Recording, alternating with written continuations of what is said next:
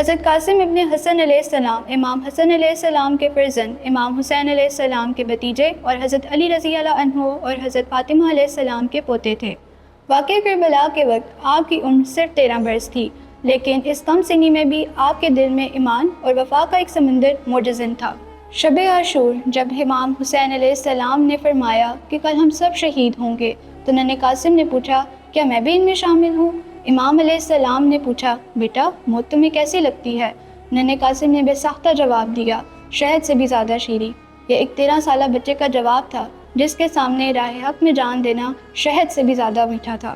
یوم عاشور قاسم علیہ السلام نے میدان میں جانے کی اجازت لی اور بے مثال شجاعت کے ساتھ دشمن کا مقابلہ کیا، یہاں تک کہ دشمن نے آپ کے سر مبارک پر وار کیا۔